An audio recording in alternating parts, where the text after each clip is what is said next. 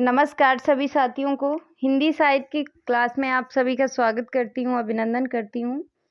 और आज के शस्त्र की परिचर्चा को शुरू करते हैं। आज हम लोग कुबेर नाथ राय के बारे में पढ़ेंगे और इनका जो निबंध है उस पर चर्चा करेंगे। इनकी महत्वपूर्ण रचनाएं हैं उन पर चर्चा करेंगे। तो चलिए पहले हम कुबेर नाथ का जीवन परिचय देख लेते हैं। कुबेर नाथ जो हैं वो निबंधकार हैं। क्या है? निबंधकार हैं। इनका जन्म जो है प्रमाण पत्रों एवं पुस्तकों के फ्लैप के अनुसार 3 जनवरी 1935 ईस्वी माना जाता है, किंतु जन्म कुंडली के अनुसार इनका जन्म जो है 26 मार्च 1933 माना जाता है और संवत में 1990 मीन राशि में हुआ है। ये इनके जीवन के बारे में महत्वपूर्ण ईयर हैं। आप लोग देख लीजिएगा। जिस हिसाब से अगर पुस्तकों के हिसाब से पूछा जाए तो 1935 होगा, अगर जन्म कुंडली के अनुसार पूछा जाए तो 1933 होगा। आगे देखते हैं। इनका जन्म जो है वो कहाँ हुआ था? उत्तर प्रदेश के गाजीपुर के जनपद में जमुनिया क्षेत्र के मतसा गांव में हुआ था। इनके पिता का नाम क्या था? श्री बैकुंठ नाथ था। हमारे एग्जाम के लिए इतना ही महत्वपूर्ण है।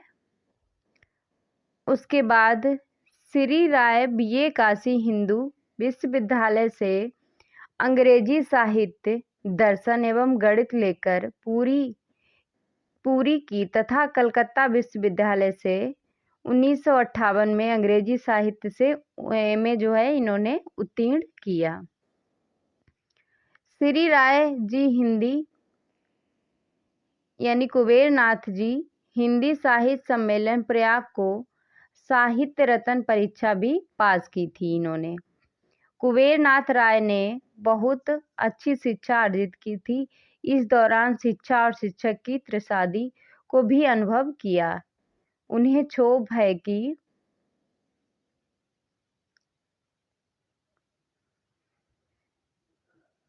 आगे देखते हैं इनके बारे में। अगला पॉइंट है कि शिक्षक की स्थिति पर कुबेर नाथ राय का कहना था क्या कि इस देश का शिक्षक कार्ल मार्क्स के मजदूर सर्वहारा से कहीं ज्यादा सर्वहारा है। वह धरती का अभिशाप्त जीवन है। ऐसा इन्होंने शिक्षक के बारे में कहा था। उसके बाद यहाँ तक कोई महत्वपूर्ण नहीं है। एक पॉइंट है ये वाला कि कुबेर नाथ राय की गणना लोकप्रिय ललित निबंधकार के रूप में होती है। ललित निबंधकारों की त्रयी किनको माना जाता है? त्रयी जो है हजारी प्रसाद द्विवेदी, विद्यानिवास मिश्र और कुबेर नाथ राय। ललित निबंधों की त्रयी जो है किन किन को कहा जाता है? हजारी प्रसाद द्विवेदी को, विद्यानिवास मिश्र को और कुबेर नाथ को। उसके बाद आते हैं इनकी महत्वपूर्ण रचनाओं पर। इनकी रचनाएं हैं उन्हें देख लेते हैं। इनके काव्य हैं, इम्पोर्टेंट काव्य हैं। क्या है? कथा मणि एकमात्र इनका काव्य है जो है 1968 ईस्वी का कथा मणि। इनके निबंध संग्रह जो हैं वो कौन कौन से हैं? जैसे प्रिया नीलकंठी 1968, रस आखेटक 1970, गंध माधन 1972, विषाद योग 1973, निषाद बांसुरी 1974। प्रिया नीलकंठी 1968, रस आखेटक 1970, गजानन मादन 1972, विषाद योग 1973 और निषाद बांसुरी 1974 इनके निबंध संग्रह हैं। आगे देखते हैं इनके निबंध संग्रह कौन कौन से हैं। और हैं पर्ण मुकुट। क्या है? पर्ण मुकुट। इसका समय है 1978। देखो ये चीज़ें जो हैं हमारे टीजीटी और पीजीटी एग्जाम के लिए महत्वपूर्ण है। बाकी जो हमारा इनका निबंध रहता है, निबंध के बारे में महत्वपूर्ण जानकारी रहती है, उसके तथ्य रहते हैं जो वो हमारे असिस्टेंट प्रोफेसर और नेट जेआरएफ के लिए महत्वपूर्ण रहते हैं। जैसे राजस्थान का होता है अभी एमपी वर्ग 2 का है, तो उन लोगों के लिए महत्वपूर्ण है। अगला निबंध है इनका महाकवि की तर्जनी। क्या है? महाकवि की तर्जनी 1979 ईस्वी। उसके बाद है पत्र मणि पुत्तुल के नाम से, ये कौन, इसका समय है 1980। फिर है कामधेनु 1980, मन पवन की नौका 1982, किरात नदी में चंद्र मधु 1983, दृष्टि अभिसार 1984, त्रेता का बृहत्सम 1986, मराल 1993, उत्तर कुरु 1994, चिन्मय भारत 1996, अंधकार में अग्निशिखा 1998, वाणी की क्षीर सागर 1998, आगम की नाव 2002, रामायण महातीर्थम 2002 इनके महत्वपूर्ण जो हैं निबंध संग्रह हैं। अगर आप लोग नोट करना चाहें तो नोट कर लें और इसे बार बार रिपीट करेंगे तो याद भी रहेगा। उसके बाद इनका अप्रकाशित जो है ग्रंथ निबंध कौन सा है, वो एक निबंध था अंग्रेजी निबंध संग्रह, ये प्रकाशित नहीं हुआ।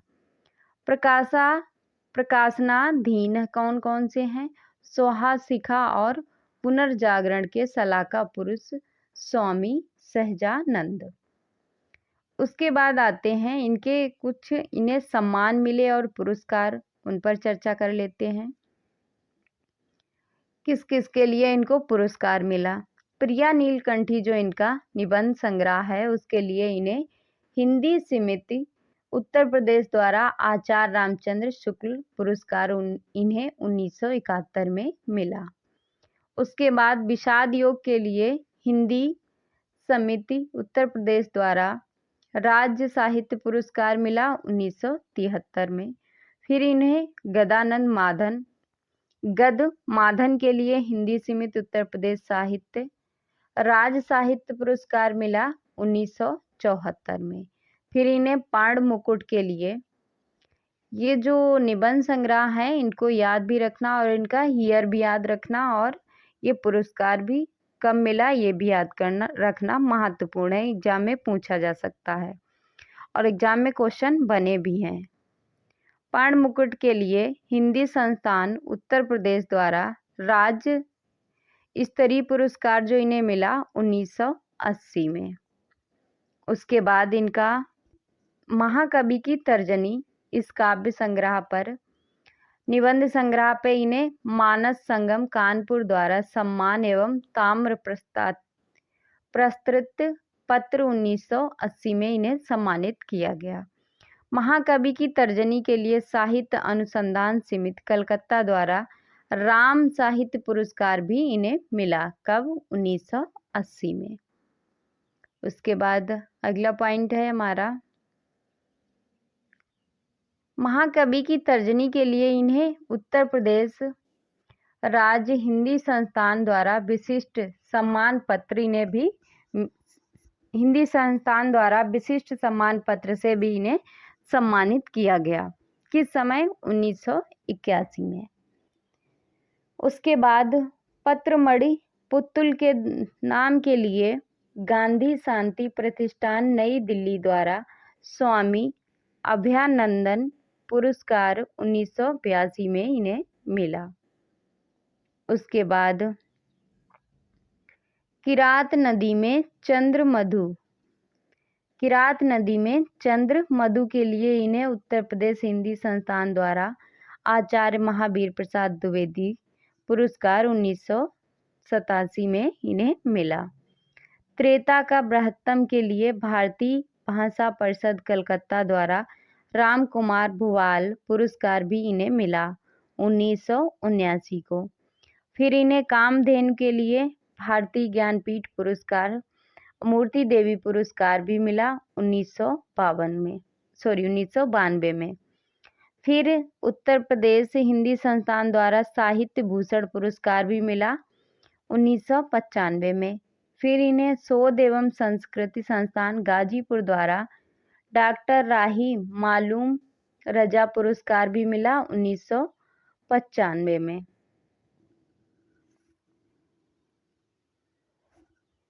उसके बाद इन्हें अखिल भारतीय भोजपुरी परिषद लखनऊ द्वारा भोजपुरी रत्न सम्मान से भी सम्मानित किया गया 1995 में। फिर इन्हें स्वामी सहजानंद हितकारी समाज नई दिल्ली द्वारा स्वामी सहजानंद सरस्वती सेवा सम्मान मरणोपरांत 1996 में मिला। जैमिनी अकादमी पानीपत द्वारा सुभद्रा कुमारी चौहान जन्म शताब्दी सम्मान से मरणोपरांत से इन्हें सम्मानित किया गया। कब? 2004 में। उसके बाद इनका जो निबंध है कौन सा? उत्तरा फाल्गुनी के आसपास। ये हमारे नेट जेआरएफ के सिलेबस में है और असिस्टेंट के प्रोफेसर के सिलेबस में भी है। तो चलिए इस पर चर्चा करते हैं अब हम कि कुबेर नाथ राय ने उत्तरा फाल्गुनी के आसपास निबंध में उत्तरा फाल्गुनी शब्द का प्रयोग किस नक्षत्र के लिए नहीं अपितु मनुष्य की एक अवस्था के प्रतीक के रूप में प्रयोग किया। मनुष्य की जो एज होती है उसी के एज के लिए जब युवा अवस्था में होता है तो उत्तरा फाल्गुनी के नाम से उसी के कहा। और लेखक ने मनुष्य की अवस्था 40-45 की आयु को उत्तरा फाल्गुनी कहा। कितनी आयु को? 40 से 45। याद रखना, पूछा गया एग्जाम में। उसके बाद उत्तरा फाल्गुनी का आगमन वर्षा ऋतु की अंतिम नक्षत्र के रूप में होती है। किसके रूप में? अंतिम नक्षत्र के रूप में। उसके बाद लेखक ने इस निबंध में ऋतु को एक मानवीय अवस्था के प्रतीक के रूप में प्रस्तुत करते हुए व्यक्ति के 25वें वर्ष को सावन महीना से तुलना किया है। 25वें वर्ष को किस महीने से तुलना की है? 12 महीनों का वर्णन है और मनुष्य के सभी उम्र का वर्णन किया गया है।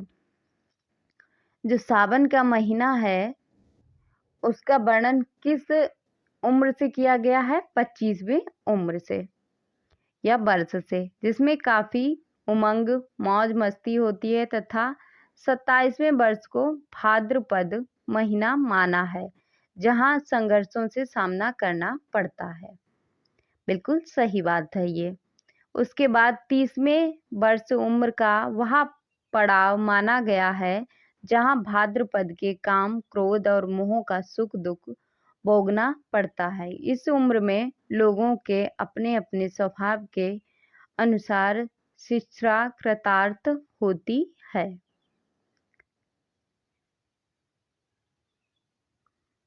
उसके बाद अगला पॉइंट है कि 40वें वर्ष में लोग जो हैं भाद्रपद की अंतिम नक्षत्र उत्तरा फाल्गुनी में प्रवेश कर जाते हैं और इसके अंतिम पड़ाव में ही जरा और जीर्णता का आगमन की सूचना मिलने लगती है।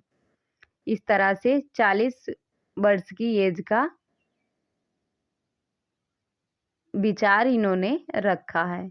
उसके बाद उत्तरा फाल्गुनी का काल जो 40 से 45 का है, इसमें शरीर की षष्ठ उर्मियों में थकावट आने लगती है। अस्थि जाते वर्धते ये तीनों धीरे धीरे शांत होने लगते हैं तथा इसके विपरीत 3 विपरीत मरते अपेक्षते विनयसती प्रबल होने लगती है। इस तरह से इन्हें 40 और 45 का वर्णन किया है। उसके बाद लेखक 45 साल के बाद की अवस्था का वर्णन करते हुए लेखक कहते हैं कि 45 साल के बाद ही शीश पर कांस फूटना शुरू हो जाता है, अर्थात बाल सफेद होने लगते हैं। वातावरण में लोमड़ी बोलने लगती है। सुक और सारिका उदास हो जाते हैं। सुक यानी तोता और सारिका मैना। मयूर अपने श्रृंगार कलाप का त्याग कर देता है और मानस की उत्पल वर्ण मार कन्याएं चोबा चंदन और चित्रसारी त्याग कर प्रवज्या का बाल्क वसन धारण कर लेती हैं। इस तरह से ये 45 साल का वर्णन लेखक ने किया है। उसके बाद लेखक कहते हैं कि व्यक्ति के जीवन में 25 और 45 के बीच की अवस्था ही कुछ कर गुजरने की होती है, यानी जुनून होता है कुछ करने का। वस्तुतः हम जिसके लिए जन्म लेते हैं वह इसी उम्र में घटित होता है और यह होना चाहिए। लेखक के अनुसार 45 की अवस्था तो मन और बुद्धि के वानप्रस्थ लेने की अवस्था है, यानी एकदम शांत मन को कीजिए और बुद्धि को भी कोई किसी भी तरह का लोड नहीं होना चाहिए। उसके बाद लेखक ने तीसोत्तरी अवस्था को शान पर चढ़ी तलवार माना है, यानी 30 वर्ष की अवस्था को क्या माना है? शान पर चढ़ी तलवार माना है, जिस पर प्रतिवर्ष नई धार नया तेज चढ़ता जाता है। यह अवस्था 40 तक चलती है, यानी 30 के जब होते हैं तब भी एक अंदर से एक जुनून सा रहता है कि कुछ करने का, अगर कोई भी आ जाए सामने तो उससे डरते नहीं है। तो ये जो समय है वो हमारा 40 एज तक चलता है। उसके बाद लेखक सर्जक सृष्टिकर्ता को बूढ़ा नहीं मानते, उन्हें कष्ट है वैसे लोगों से जो ब्रह्मा को तस्वीर में बूढ़ा दिखाते हैं। लेखक दक्षिण भारत के एक मंदिर में ब्रह्मा की एक अत्यंत सुंदर तीसोत्तर युवा मूर्ति को देखते हैं। याद रखना, जो ब्रह्मा की मूर्ति देखी थी वो दक्षिण भारत में देखी थी, और जो मूर्ति देखी थी उसमें किस एज का वर्णन है? 30 वर्ष का। कुबेरनाथ राय ने जवानी को एक चमाचम धारदार खड़क माना है, खड़क यानी तलवार, तथा उन्हें बताया है कि इस उम्र में अंग अंग में फास्फोरस जलता है, जिसकी दहकता 1000 सूर्य की आग के बराबर होती है। अर्थात ये युवा कुछ भी कर गुजरने का दमखम रखते हैं। उसके बाद लेखक का मानना है कि सृष्टिकर्ता, कवि, विप्लव नायक, सेनापति, सूरवीर, विद्रोह की कल्पना आदि को श्वेत केश वृद्ध के रूप में गणना नहीं की जा सकती है। अतः प्रजापति विधवा ब्रह्मा को सदैव 30 वर्ष के पट्टे सुंदर युवा के रूप में ही कल्पित करना समाचीन है। उसके बाद लेखक ने 30 वर्ष की अवस्था को जीवन के सम्मुख फण उठाई एक प्रसन्न चित्र के रूप में चित्रित किया है। गौतम बुद्ध ने मात्र 29 वर्ष की अवस्था में, देखो गौतम बुद्ध का भी जिक्र हुआ है, उनकी उम्र का भी जिक्र हुआ है कि गौतम बुद्ध ने मात्र 29 वर्ष की अवस्था में गृह त्याग दिया था, और यीशु क्राइस्टिस ने 30 वर्ष की अवस्था में प्रथम संदेश सरमन ऑन दी माउंट यानी गिर शिखर प्रजनन दिया और 33वें वर्ष में सलीब पर चढ़ा दिए गए। उसके बाद वाल्मीकि के अनुसार रामचंद्र को भी 30 के आसपास यानी 27 वर्ष की अवस्था में वनवास हुआ था। उस समय सीता की जो आयु थी वो कितनी थी? 18 वर्ष थी। लेखक ने 30वां वर्ष को सदैव वर्ण का ब्रह्मा मुहूर्त तथा जीवन का घनघोर कुरुक्षेत्र के रूप में वर्णित या चित्रित किया है। 30 वर्ष ये रियल है कि 30 वर्ष सच में ही कुरुक्षेत्र होता है, जहाँ लड़ने से कोई डर ही नहीं लगता है। उसके बाद 40 से 45 तक अवस्था को यथास्थिति माना गया है, जिसमें जीवन की प्रतिकूल और अनुकूल उर्मियाँ थका हारा होने लगती हैं, बुद्धि का तेज घट जाता है और वह स्वीकारपंथी होने लगती हैं। इसके बाद लेखक की इस निबंध में महत्वपूर्ण पंक्ति है। इस निबंध में 40 की अवस्था को लेकर दोस्तोयेव्स्की के विचारों को उद्धृत करते हैं। कहते हैं, मैं 40 वर्ष जी चुका। 40 वर्ष ही तो असली जीवन काल है। तुम जानते हो कि 40वां माने चरम बुढ़ापा। दरअसल 40 से ज़्यादा जीना असभ्यता और अश्लीलता है, अनैतिकता है। ये ऐसा लेखक मानते हैं कि 40 से ज़्यादा जीना तो असभ्यता है और अश्लीलता है। उसके बाद भाद्र की पहली नक्षत्र मघा है, जिसमें खूब बारिश होती है। पृथ्वी की प्यास तो तृष्णा, अश्लेषा और मघा के जल से तृप्त होती है। यदि मघा में पृथ्वी की प्यास नहीं बुझती तो उसे अगले सत्वर तक प्रतीक्षा करनी पड़ती है, यानी अगले वर्ष तक की प्रतीक्षा करनी पड़ती है। गांव में जो लोग गांव से होंगे उन्होंने सुना होगा कि भादों चल रहा है। जो भाद्र जो है तत्सम शब्द है, इसका तद्भव होता है भादों। तो इसमें जो है कहते हैं कि मेघा लग गई हैं, तो मेघा में है जो बारिश ज़्यादा होती है, इस तरह से गांव में बोलते हैं। तो उसी में अगर उस समय धरती की प्यास नहीं बुझती है तो फिर 1 साल तक प्रतीक्षा करनी पड़ती है कि नेक्स्ट टाइम अगली बार अच्छी बारिश होगी। उसके बाद अगला पॉइंट है कि मघा का जल परिणाम और गुण दोनों सृष्टि से श्रेष्ठ माना गया है। दोनों ही दृष्टि से श्रेष्ठ माना गया है। मघा का गुणगान कवि और किसान दोनों खूब करते हैं। मघा के बाद पूर्वा फाल्गुनी का आगमन होता है। लेखक ने इसे रद्दिकंडम नक्षत्र माना है। इसका पानी फसल के लिए हानिकारक होता है। इससे उत्तर भारत में बाढ़ वर्षा का भी भय होता है। उसके बाद अगला पॉइंट है कि पूर्वा फाल्गुनी नक्षत्र को उत्तर भारतीय गंगातिरी किसान कीर्तिनाशा कर्मनाशा नक्षत्र मानते हैं। अगला पॉइंट है कि पूर्वी फाल्गुनी के बाद वर्षा ऋतु की अंतिम नक्षत्र उत्तरा फाल्गुनी का आगमन होता है, जो मघा के बाद दूसरी उत्तम नक्षत्र है। इसका पानी स्वास्थ्य प्रदय और सौभाग्यकारक होता है। कुबेरनाथ राय ने इस निबंध में लेनिन के वक्तव्य के द्वारा सर्वहारा वर्ग की वकालत करते हैं। अगला पॉइंट है कि कुबेरनाथ राय इस ललित निबंध में जहाँ उत्तरा फाल्गुनी के द्वारा मनुष्य के जीवन पर व्यंग किया है, वहीं यहाँ सीख भी दिया है कि व्यक्ति को कभी अपने को बूढ़ा नहीं समझना चाहिए। इतना कहने के बाद ये पंक्ति भी कुबेरनाथ ने कही है। व्यक्ति की सृजनशीलता ही उसे चिर तरुण के रूप में बनाए रखता है।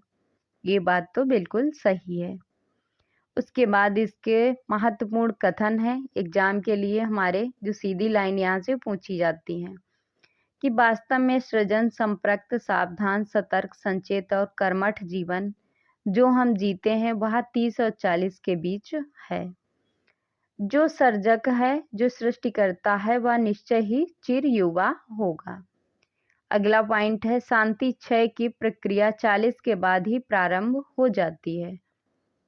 अगला पॉइंट है कि आज पूर्वा फाल्गुनी का अंतिम पान पात्र मेरे ओंठों में संलग्न है। क्रोध मेरी खुराक है, लोभ मेरा नयन अंजन है और काम भुजंग मेरा क्रीड़ा सहचर है। इनको मैं क्रमशः विद्रोह, प्रगति और नवलेखन कहकर पुकारता हूँ। उसके बाद महत्वपूर्ण पंक्ति है, इम्पॉर्टेंट है एग्जाम के लिए, कि मूल्य भी क्या तोड़ने की चीज़ है, जो तोड़ोगे वह बदला जा सकता है, तोड़ा नहीं जा सकता। अगला पॉइंट है कि अभी भी मैं तो विश्वेश्वर के सांड की तरह जवान हूँ।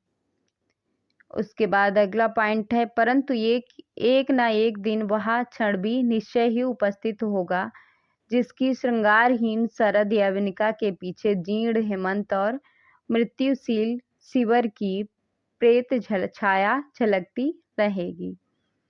अगला पॉइंट है केवल शिशनेदर वाला व्यक्ति लेकर कौन जीवन यौवन भोगना चाहेगा। कम से कम बुद्धिजीवी तो नहीं। उसके बाद कभी नदी की धार पथभ्रष्ट भी हो जाती है, वह सदैव प्रगति की दिशा में नहीं बहती है।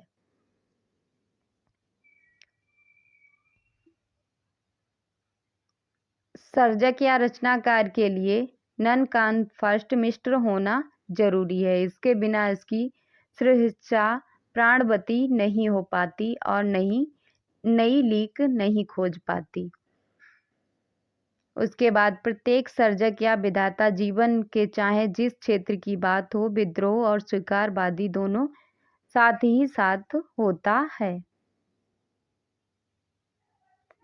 उसके बाद अपना मस्तक काटकर स्वयं उसी का रक्त पीना तंत्राचार विचार हो सकता है, परंतु यह ना तो क्रांति है ना समर है। पुरानी पीढ़ी का चिरछत मुझे भी अच्छा नहीं लगता। तो ये था हमारा निबंध और इस निबंध पर चर्चा कुबेर नाथ जी के बारे में। और कुछ लोग पूछ रहे हैं कि इस बुक का नाम क्या है। तो इस बुक का जो नाम है आप लोग देख लीजिएगा, और मैंने भी कमेंट भी किया है कि डॉक्टर प्रभात की बुक है, अच्छी बुक है, मंगा लीजिएगा। यूजीसी नेट के लिए महत्वपूर्ण बुक है, कोई भी इस बुक को मंगा सकता है। बेस्ट बुक है, किसी भी एग्जाम के लिए भी अच्छी बुक है। तो आज के सत्र को फिर यहीं पे समाप्त करते हैं, मिलते हैं अगले सत्र में, तब तक के लिए जय हिंद।